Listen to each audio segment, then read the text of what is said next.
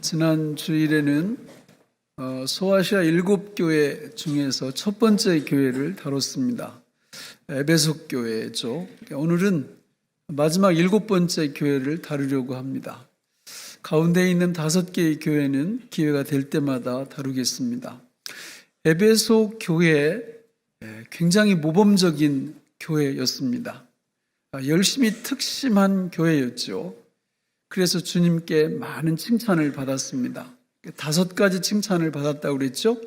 그 행위와 수고와 인내, 그리고 악한 자들 편에 서지 않고 그들을 용납하지 않은 것, 거짓 사도를 분별해내는 것, 그리고 예수님의 이름 때문에 견디고 또 게으르지 않은 것, 뿐만 아니라 니골라당 그 이단들의 모든 행위를 분별해내고 미워한 것, 이렇게 5가지 칭찬을 들었습니다.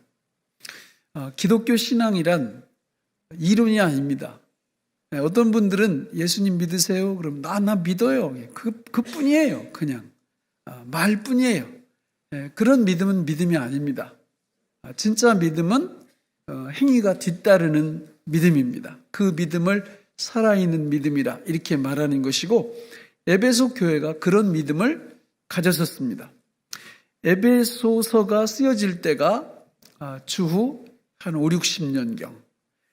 그러나 요한계시록이 쓰여질 때 주후 90여 년경, 약 3, 40년 차이밖에 안 나는데 3, 40년이 흘러갔을 때 에베소 교회 성도들의 신앙이 변질됐습니다. 그래서 그 갖고 있던 처음 행위들, 지금 말씀드렸던 행위, 수고, 인내, 악한 자들 용납하지 아니한 것, 거짓 사도들을 분별해내는 것, 그리고 예수님의 이름 때문에 견디고 게으르지 않는 것, 이단들을 분별해내는 이런 멋진 신앙의 모습을 잃어버린 겁니다. 그래서 주님이 경고하시는 거죠. 처음 사랑을 회복하라. 처음 행위를 가지라.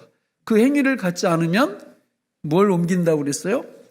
촛대를 옮기리라. 촛대는 교회입니다. 그래서 실제로 에베소 지역에 가봤더니 교회가 없어요. 그 얘기는 에베소 교회 성도들이 오고 오는 세대 속에서 하나님 말씀을 무시했다라는 겁니다. 그 결과 교회가 사라진 거죠. 우리가 처음 사랑을 회복하는 비결을 에베소서 3장 14절로 19절에서 3가지로 말씀드렸습니다. 무릎을 꿇고 하나님 앞에 기도하는 삶을 살지 않으면 우리는 처음 행위를 회복할 수 없다고 그랬어요. 그래서 날마다 하나님 앞에 엎드려 성령으로 우리 속사람을 강건하게 해달라고, 믿음으로 예수 그리스도가 내 안에 항상 계시게 하고 그분과 함께 동행하게 해달라고, 그리고 3번째는 지식으로 그리스도의 사랑을 우리가 확고하게 체계적으로 알고 믿음 생활을 하게 해달라고, 이렇게 기도하게 될 때 우리는 처음 행위, 처음 사랑을 회복할 수 있고 그대로 믿음 생활을 할 수 있다, 이런 말씀을 드렸습니다. 어떻게 한 주간 동안 그런 제목으로 하나님 앞에 기도하셨나요? 대답이 별로 없으세요. 이렇게 되면 30년 후, 50년 후 이 교회의 미래가 보이는 겁니다. 위험하게 되는 거죠. 자, 여러분, 오늘 7번째 교회인 라오디게아 교회도 공통분모, 겹치는 부분들이 꽤 있습니다. 그러나 교회 지역이 다르기 때문에 이제 거기에 맞는 말씀을 주신 거예요. 우리 라오디게아 교회도 이번에 이제 라오디게아 지역을 가봤어요. 역시 교회가 없습니다. 여기 보면 회개하지 않으면 토하여 버리리라, 토하여 내치리라, 이렇게 말씀을 기록하고 있는데, 결국은 라오디게아 교회 성도들도 주님 말씀에 순종하지 않은 겁니다. 그 결과가 그렇게 나타난 거죠. 자, 그러면 이 라오디게아 교회는 어떤 교회였냐? 우리가 모든 소아시아 7교회에 5가지 틀을 갖고 주님이 말씀하신다고 그랬죠? 그래서 첫 번째 틀은 수신자, 그 편지를 받는 교회. 2번째는 예수님의 모습. 3번째는 칭찬. 4번째는 책망. 5번째는 상급에 대해서 말씀한다, 이렇게 얘기를 했는데, 첫 번째 수신자는 라오디게아 교회. 그러면 예수님은 여기에 어떤 모습을 띠고 나타나시는지 한번 우리 14절 말씀을 통해서 보겠습니다. 시작. 라우디게아 교회의 사자에게 편지하라. 하나님의 창조의 근본이시니가 이르시되, 세 가지로 나타나시죠. 아멘이시오, 충성되고 참된 증인이시오, 하나님의 창조의 근본이시니, 이렇게 나타납니다. 각 교회에 나타나는 예수님의 모습은 그 교회 성도들이 그 말씀과 어긋난다, 이렇게 받으시면 돼요. 에베소 교회에 예수님이 어떤 모습으로 나타나셨습니까? 오른손에 7뼈를 붙잡고, 교회 지도자들, 그 다음에 7 금초대 사이를 거니시느니, 금초대는 교회예요. 그러니까 모든 성도들을 뜻해요. 결국 예수님이 누구시냐? 교회의 주인이시라. 그런데 에베소 교회 성도들이 교회의 주인 되시는 주님의 뜻과 어긋나는 쪽으로 가고 있다, 그거를 나타내시려고 그렇게 등장을 하시는 겁니다. 오늘 라우디게아 교회도 마찬가지예요. 예수님이 어떻게 나타나시느냐? 아멘이시오. 아멘이 뭡니까? 아멘은 진리의 진리, 진리라는 뜻이에요. 그래서 우리가 설교 듣다도 아멘 하면 그 진리에 제가 동의합니다, 이런 뜻이거든요. 그러니까 예수님은 진리가 되신다, 또 충성되고 참된 증인이시다.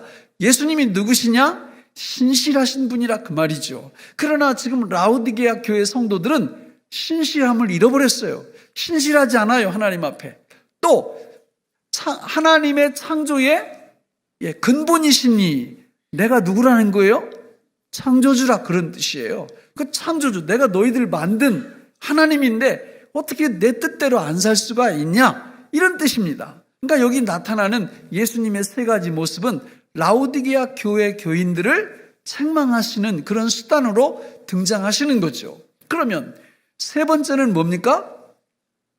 세 번째는 칭찬이에요, 칭찬. 소아시아 7 교회 중에서 유일하게 칭찬받지 못하는 교회가 바로 이 라우디게아 교회예요. 이것은 우리가 마음 아파해야 됩니다, 이런 글을 읽을 때. 이 칭찬을 받지 못하면 어떻게 되냐? 어떻게 되겠어요? 천국까지 못하는 거죠. 너무 안타까운 겁니다. 대부분 모든 성도들이 하나님의 뜻대로 잘 살아서 주님이 주시는 축복을 누리는 분들도 있지만, 그렇지 못한 분들도 있는데, 이것이야말로 소탐대시라는 거죠. 작은 것 때문에 거대한 걸 잃어버리는 겁니다. 하나님이 우리에게 주시는 영원한 생명이 여러분 어떤 거라고 생각하세요? 우리가 갖고 있는 재산을 다 처분해서 하나님께 드리면 그 영원한 생명을 받을 수 있을까요? 천만의 말씀입니다.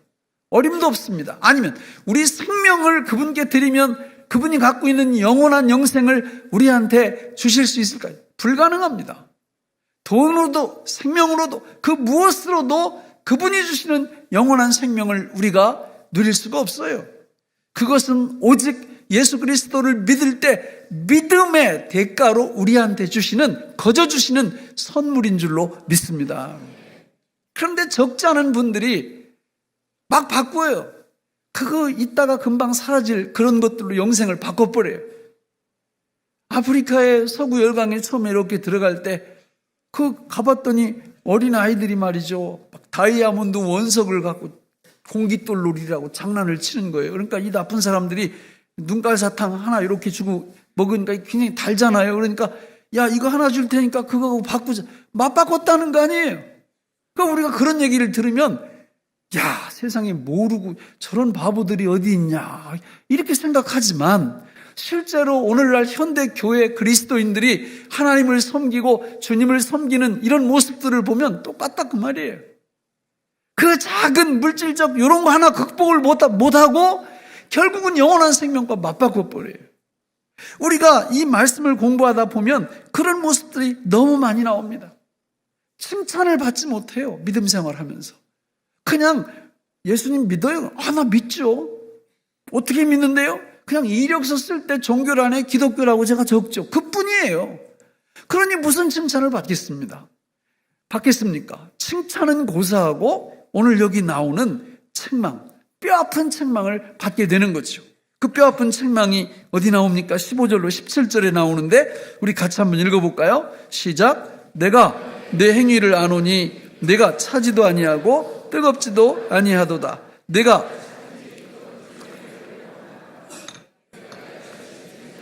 뜨겁지도 아니하고 차지도 아니하니 내 입에서 너를 토하여 버리리라.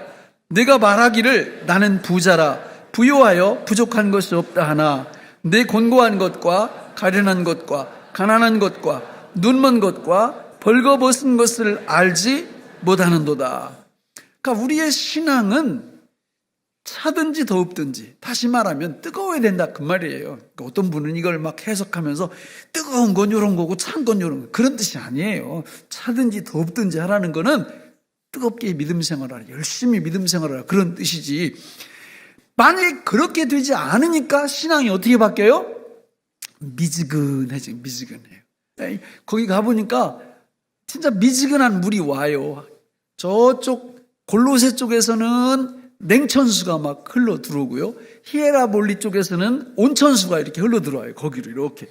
그러니까 온천수는 오면서 미지근해지고 냉천수도 오면서 미지근해지고 결국은 이 물이 미지근한데 그 물을 빗대서 지금 너희들 신앙이 이렇게 미지근하다 얘기하고 있는 거예요. 여러분, 우리 믿음이, 우리 신앙이 미지근해지면 어떤 증상이 나타날까요? 네, 열정이 식어버려요. 누구에 대한 열정? 주님에 대한 열정, 주님의 일에 대한 열정, 이게 식어버려요. 참 미지근해요. 저는 미지근한 물을 좋아할 때가 있어요. 양치할 때. 이빨이 제가 이 잇몸이 튼튼하지 않으니까 그때 빼고는 미지근한 물은 진짜 싫어. 신앙도 마찬가지예요. 술에 술 탄 듯, 물에 물 탄 듯, 이런 미지근한 신앙은 이게 뭐 그렇게 대충 가면 되는 거 아니야? 그게 아니고요. 오늘 말씀에 보면 주님이 토하여 버리리라, 토하여 내치리라, 이렇게 말씀하고 있거든요. 여러분, 사람이요, 신앙에 열심을 갖지 않고 미지근하게 신앙생활하면 결국은 교회 떠납니다. 이 핑계 저 핑계 대다가 예수님 믿는 걸 포기하죠. 그러면 이제 이렇게 얘기를 해보면 왜 교회 안 다닙니까? 왜 교회 안 나옵니까? 이러면 이유가 많아. 첫째, 둘째, 셋째, 넷째, 그냥 논문 써도 될 정도로 교회 안 나오는 이유가 많아요. 그런데 그게 하나님의 저주라는 걸 아셔야 돼요. 하나님이 토하여 내치면 그런 이유를 대는 거예요. 자기가 결정하는 것 같지만 실제로는 하나님의 징벌이고 하나님의 심판이에요. 심판. 그걸 우리가 알아야 된다 그 말입니다. 아하, 이게 하나님 섬기는 신앙생활은 절대 미지근하게 하면 안 되겠다. 우리에게 정말 뜨거운 열심 있는 그런 신앙생활을 하지 않으면 누가 토하여 버린다고요? 주님께서 토하여 버린다. 그래서 오늘 이 중에 있는 우리 모든 분들이 이런 상황에 처해 있다면, 그런 분이 계시다면 오늘을 기점으로 회복하는 시간이 되시기를 주님의 이름으로 축원합니다. 다섯 번째는 뭐라고 그랬어요? 상급이라고 했어요. 상급. 자, 이 상급은 어떤 상급을 약속하시나 21절로 22절을 같이 한번 읽어보겠습니다. 시작. 이기는 그에게는 내가 내 보좌에 함께 앉게 하여 주기를 내가 이기고 아버지 보좌에 함께 앉은 것과 같이 하리라. 귀 있는 자는 성령이 교회들에게 하시는 말씀을 들을지어다. 여러분, 어디에 앉게 해주시겠다고 말씀해요? 보좌. 보좌는 하나님 아버지가 이렇게 좌정하시는 곳이고 예수님이 좌정하시는 곳이에요. 그런데 거기 같이 앉게 해주겠다는 거예요. 성경 다른 곳에는요, 보좌라는 말이 굉장히 안 나와요. 저 에스겔서 구약에 조금 나오고 요한계시록에는요 30번 이상 나옵니다. 이 보좌라는 말이. 그러면 도대체 이 보좌가 뭘 뜻하는 건가? 구체적으로 거기서 뭘 하는 거고 거기서 어떤 일이 벌어지는 건가? 자, 우리 에베소서 2장 4절로 6절을 같이 한번 읽어보겠습니다. 시작. 긍휼이 풍성하신 하나님이 우리를 사랑하신 그 큰 사랑을 인하여 허물로 죽은 우리를 그리스도와 함께 살리셨고 너희는 은혜로 구원을 받은 것이라. 또 함께 일으키사 그리스도 예수 안에서 함께 하늘에 앉히시니. 예수 믿으면 하나님이, 예수님이 우리를 당신 안에 집어넣으시고 하늘에 앉아버리니까 결국은 예수 믿는 성도들이 다 어디 앉는 거예요? 하나님의 보좌에 저렇게 앉는 거예요. 그러면 저기 앉아서 뭘 하냐?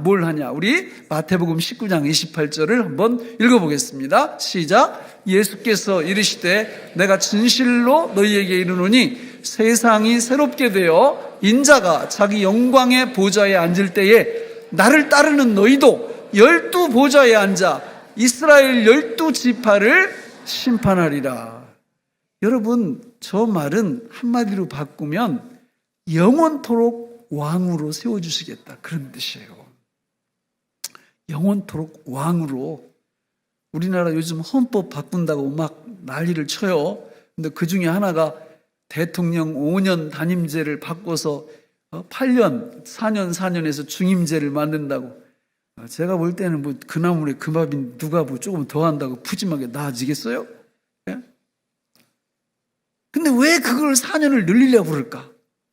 권력이 그렇게 좋은 거예요, 세상에서. 이 권력이 나쁜 게 아니라고. 권력이 좋은 거예요. 그러니까 요거 뭐 좀 더 했으면 좋겠다, 요런 거예요. 여러분, 우리가 진짜 예수님을 바르게 믿어서 예수님과 더불어 예수님의 보좌에 같이 앉으면 8년 동안 왕노릇하는 게 아니고요, 영원토록 그분과 더불어 보좌에서 왕노릇할 줄로 믿습니다. 이거를 진짜 값어치 없는 거고 맞바꾸실래요? 예? 어떤 분들은 진짜 별 일도 아닌데 주일도 잘 못 지켜. 여러분, 그런 신앙 갖고는 그 보좌에 못 앉습니다. 하나님 말씀에 뭐 11조 하나도 못하고 그런 믿음 갖고 있으면 문제가 심각해지는 거예요. 그 돈 몇 푼 드리는 거 그 문제가 아니고 더 중요한 걸 건드리는 거거든요. 여러분, 많은 분들이 이 신앙생활을 주님이 말씀하시는 대로 그대로 따라서 하면 큰 손해볼 것처럼 오해를 해요, 사람들이. 그 오해를 벗어나야 돼요. 반대. 그렇게 안 해서만 하는 거예요. 주님 말씀에 따라가기만 하면 그것 때문에 얼마만큼 우리가 흥하냐?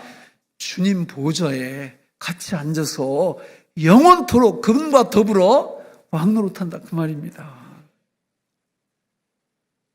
근데 라오디게아 교인들은 그 보좌에 지금 앉지 못하게 될 처지에 놓여 있어요. 주님이 그것을 경고하는 것입니다. 이 보좌는요, 어마어마합니다. 히브리서 4장 16절 우리 다 외우잖아요. 그러므로 우리는 긍휼하심을 받고 때를 따라 돕는 은혜를 얻기 위하여 은혜의 보좌 앞에 담대히 나가. 저 보좌에 가면 긍휼하심의 은총 축복이 임해요. 때를 따라 돕는 은혜가 보좌로부터 흘러나와요. 네? 슬플 때, 기쁠 때, 좋을 때, 나쁠 때 거기에 필요한 하나님의 은총이 그 보좌 위에서 우리한테 나오는데, 어떻게 이런 복을 돈 몇 푼 때문에 걷어찰 것이며 어떻게 이 영원한 복을 별것도. 어떤 분들은 삐지면 교회를 안 오대? 아니, 삐지는 거하고 예수님 안 믿는 거 도대체 뭔 상관이 있어요? 예? 아니, 난 이해가 안 가, 도무지.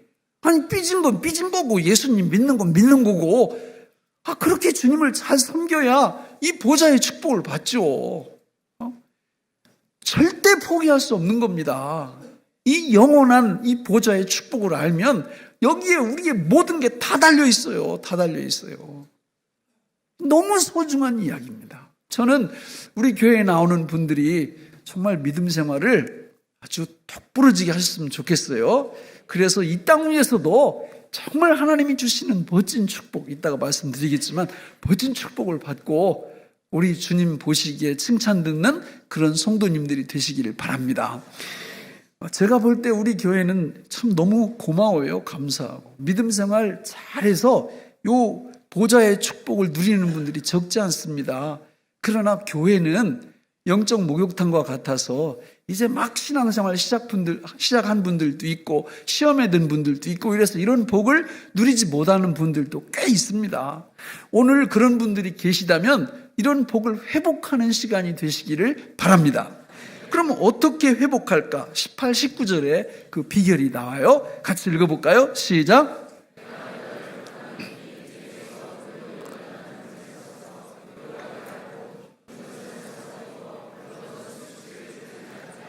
안약을 사서 눈에 발라 보게 하라. 무릇 내가 사랑하는 자를 책망하여 징계하노니 그러므로 네가 열심을 내라 회개하라. 그러니까 이분들 라오디게아 교회 성도들한테 심각한 문제는 하나에 하나. 뭐가 없어요? 겉으로 드러나는 걸 딱 보니까 열심히 식었어. 열심히 없어요. 뭐 예배도 뭐 그냥 기회가 되면 이렇게 한번 나오고 또 안 되면 또 뭐 할 수 없지 뭘 어떡하겠어요. 뭐 이런 식으로 믿음 생활을 하는 거예요. 그러니까 열심히 없어. 열심히. 누구에 대한? 무엇에 대한? 주님에 대한, 주님의 일에 대한, 주님의 사명에 대한 이런 열심이 없어요. 그러니까 열심이 없으면 일단 이거 내가 문제가 있구나 이렇게 생각하시면 틀림이 없어요. 열심히 있어야 됩니다. 열심히. 그러니까 열심이 없으면 회개를 해야 되는데 오늘 말씀에 보니까 열심이 없는 이유가 나와. 이유가. 그 이유가 어디 나오느냐? 18절에 나옵니다. 내가 너희를 권하노니 내게서 불로 연단한 금을 사서 부요하게 하고 흰 옷을 사서 입어 벌거벗은 수치를 보이지 않게 하고 안약을 사서 눈에 발라 보게 하라. 한마디로 뭐가 잘못됐다는 거예요? 지금 이 사람들? 눈이 잘못됐다는 거예요. 눈. 육신적 눈이 아니고 영안이 잘못됐다는 겁니다. 영안이 잘못됐으니까 자기들은 막 부자라고 얘기해요. 그 17절 거기 보면 뭐라고 그래요? 뭐라고 합니까? 나는 부자라. 부요하여 부족한 것이 없다. 요 말은 이중적인 말입니다. 좋을 수도 있어요. 나쁠 수도 있고. 서문학교회, 두 번째 교회가 서문학교회거든요. 서문학교회는요, 가난한 교회였어요. 서문학교회 성도들은 환난 중에 있었어요. 그런데 주님이 그 2장 9절에서 보면 계시록 내가 내 환난과 궁핍을 알거니와 실상은 내가 부요한 자니라 이렇게 말씀합니다. 그런데 라오디게아 교회는 이 교회가 돈이 많아요. 진짜 부자예요. 그래서 자기들이 우리는 부자다. 나는 부자기 때문에 난 부유하다. 부족하는 것이 없다. 이렇게 얘기하는데 주님의 평가는요. 저 17절 뒷부분에 보면 너는 곤고한 자, 너는 가련한 자, 너는 가난한 자, 너는 눈먼 자, 너는 벌거벗은 자다. 이렇게 말합니다. 관점이 전혀 달라요. 그러니까 대부분 믿음 생활을 엉망으로 하는 사람들을 이렇게 얘기를 해보면요. 문제의식을 하나도 못 느껴요. 뭐 이 정도면 된 거 아니야? 예수 믿는데. 거의 이렇게 생각을 하고 있어요. 자, 그거는 맞을 수도 있고 틀릴 수도 있습니다. 주님이 동의를 해주시면 맞는 거고 주님이 동의를 안 하시면 틀리는 거예요. 그러니까 이 사람들은 뭐가 잘못됐다고요? 눈이 잘못된 거예요. 눈이. 영안이 잘못된 겁니다. 영안이. 그러니까 자기들은 문제가 없다 이렇게 얘기하는데 주님은 그렇게 지금 평가하고 있다라는 거예요. 여러분, 눈은 참 중요합니다. 육신의 눈도 중요하고요. 영안은 더 중요해요. 우리 마태복음 6장 22절로 23절 같이 한번 읽어볼까요? 시작. 눈은 몸의 등불이니 그러므로 내 눈이 성하면 온몸이 밝을 것이요 눈이 나쁘면 온몸이 어두울 것이니 그러므로 내게 있는 빛이 어두우면 그 어두움이 얼마나 더하겠느냐. 눈은 뭐의 등불이라고요? 몸의 등불이에요. 실제 그렇잖아요. 눈이 안 보이면 암흑 세상으로 들어간단 말이죠. 영안은 더 심해. 그 성경에서 눈에 대한 말씀들이 굉장히 많이 나오는데 거기 다음 구절을 한번 띄워주시죠. 마태복음 7장 3절 5절 시작. 어찌하여 형제의 눈 속에 있는 티는 보고 내 눈 속에 있는 들보는 깨닫지 못하느냐. 보라, 내 눈 속에 들보가 있는데 어찌하여 형제에게 말하기를 나로 내 눈 속에 있는 티를 빼게 하라 하겠느냐. 외식하는 자여 먼저 내 눈 속에서 들보를 빼어라. 그 후에야 밝히 보고 형제의 눈 속에서 티를 빼리라. 이렇게 말씀합니다. 여러분, 요거는 이중적이라고 그랬잖아요. 그러니까 나는 부자라 부유하여 부족한 것이 없다 그럴 때 왜 그런데요? 이렇게 질문했을 때 서문학교의 교인들처럼 예수님이 나의 전부가 되시기 때문에 저는 부자고 부유하고 부족한 것이 없습니다. 정답이에요. 우리 신앙의 목적이 거기 있어요. 목표가 거기 있어요. 그런데 지금 라오디게아 교인들은요, 예수님이 계셔야 될 그 마음 보좌에 예수님이 계신 게 아니고 누가 있어요? 예수님 말고 다른 게 있습니다. 돈이 있어요, 돈이. 그러니까 돈을 신뢰하고 있는 거예요. 이런 사람들은요, 그 돈이 날아가 버리면 인생도 날아가 버립니다. 왜냐하면 돈이 전부인 줄 알고 따라가다가 그게 날아가 버리니까 방법이 없어요. 살 수가 없습니다. 그러나 서머나 교인들처럼 돈이 전부가 아니고 명예가 전부가 아니고 세상 영화 부귀가 전부가 아니고 예수 그리스도 한 분이면 난 만족한다. 이러면요, 여러분, 하나님이 뭐라고 말씀하시느냐면 어디에 앉혀주겠다고요? 보좌에 앉혀주시겠다. 영원히 왕으로 세워주시겠다. 이렇게 말씀해요. 자, 그러면 우리가 좀 나도 그런 경향이 있다. 나도 열심을 잃어버렸고 지금 내 믿음과 신앙이 정말 걱정스럽다. 내가 봐도. 그럼 해결책이 뭐냐? 구체적인 해결책. 이 영적인 눈을 좀 밝혀야 되겠는데 그 해결책이 뭐냐? 그게 20절이에요. 20절. 자, 우리 20절 말씀 같이 한번 읽어보겠습니다. 시작. 볼지어다 내가 문 밖에 서서 두드리노니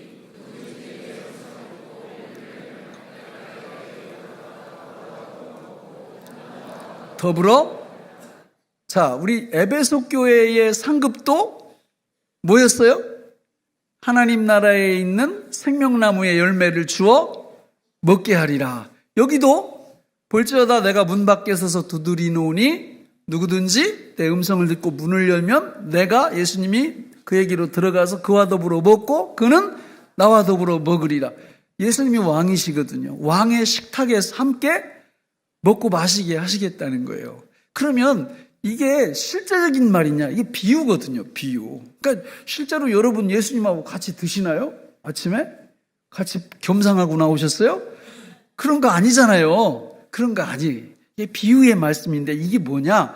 로마서 14장 17절에서 이 비유를 잘 설명하고 있어요. 우리 같이 읽어보겠습니다. 시작. 하나님의 나라는 먹는 것과 마시는 것이 아니요 오직 성령 안에 있는 의와 평강과 희락이라.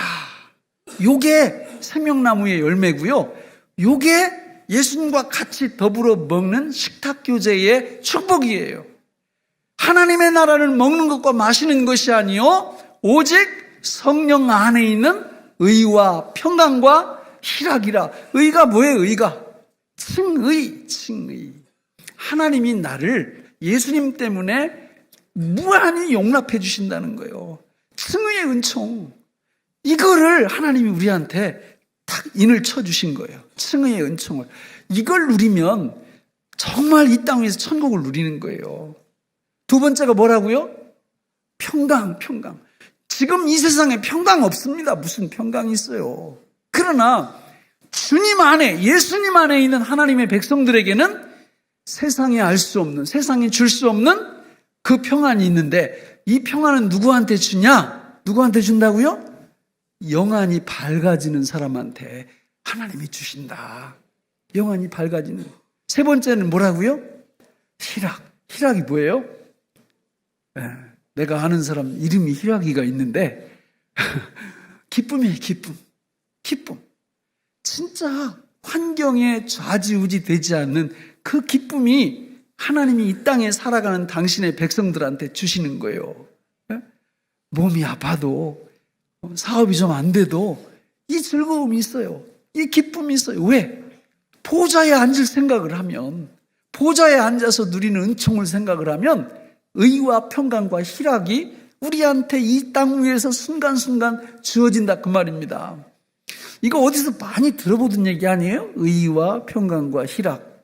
오직 성령 안에 있는 성령의 열매. 사랑과 희락과 화평과 오래 참음과 자비와 양선과 충성과 온유와 절제를 줄여서 의와 평강과 희락이라고 그러는 겁니다. 우리가 이 축복을 받아서 주님과 식탁교제가 이루어지면요, 두려운 게 없어요. 세상이 감당 못합니다. 이 멋진 삶. 그러나 반대로 우리가 교만해져가지고 우리 영안이 어두워지면요, 반대 현상이 일어나요. 두려움이 우리한테 밀려. 사람이 두렵고요, 돈이 두렵고요, 미래가 두렵고요, 질병이 두렵고요. 두려움에 벌벌 떨면서 사는 거예요. 뭐 그냥 큰 소리 떵떵 치고 살다가 병원 갔는데 검진해 보니까 이거 뭐 딱 나오면 그냥 코가 그냥 석자나 이렇게 늘어져 가지고 막 두려움에 마치 골리앗 앞에서 떨던 이스라엘 백성들처럼 그런 두려움 속에서 세상을 살아갑니다. 그러나 주님이 주시는 이 식탁교제, 요 축복을 딱 받게 되면 어떻게 한다고요? 의와 평강과 희락의 은총 속에서 살아가는 거예요. 그러면 어떻게 그 영광을 우리가 받아 누릴 거냐? 성경 말씀에 보니까 주님이 뭘 한다고 그래요?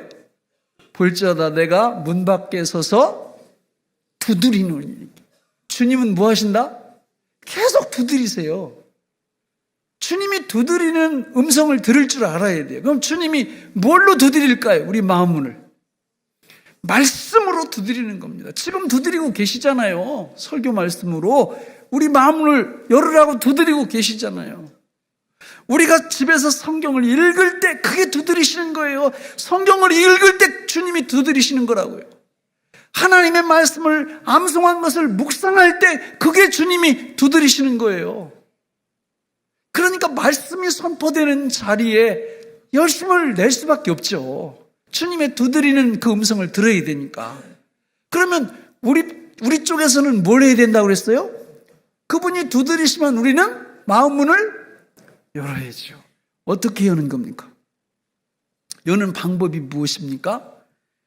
거기 나왔잖아요. 3장 14절. 라우디게아 교회의 사자에게 편지하라. 누구시오?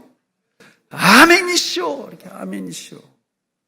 아멘으로 여는 겁니다. 아멘으로. 진리의 말씀이 옳습니다. 그리고 주님이 우리 문을 말씀으로 두드릴 때 아멘으로 우리 마음을 확 열어버리는 거예요. 예? 저 순복음 신학교 가서 신학을 다시 한번 하고 올까봐. 그 목사님들은 왜 이렇게 아멘을 잘 유도하는지 어떨 땐 부러울 때가 있어요, 그냥. 장로교 이 목사님들이나 장로교 신자들은 아멘을 잘 유도하지도 못하고 또 아멘을 잘 하지도 못해.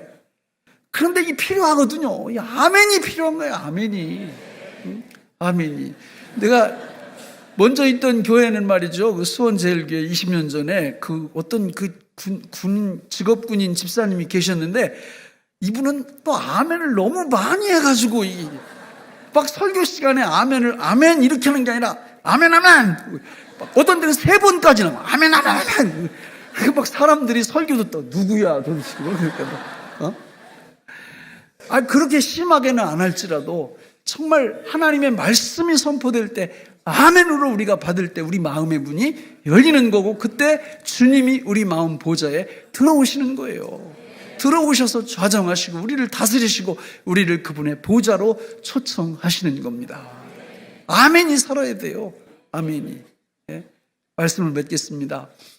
여러분, 라우디게아 교회 성도들은요, 하나님이 사랑하시는 교회였어요. 거기서 하나님이 사랑하신다고 거기 나오잖아요. 그러면서 끝까지 회개의 기회를 주시는 거예요. 이 사람들의 문제는 뭐가 문제였어요? 영안이 멀어버렸어요. 영안이 멀어. 그러니까 영안이 멀면 교만해져요, 사람이. 교만해지면 볼 건 못 보고 안 볼 건 보는.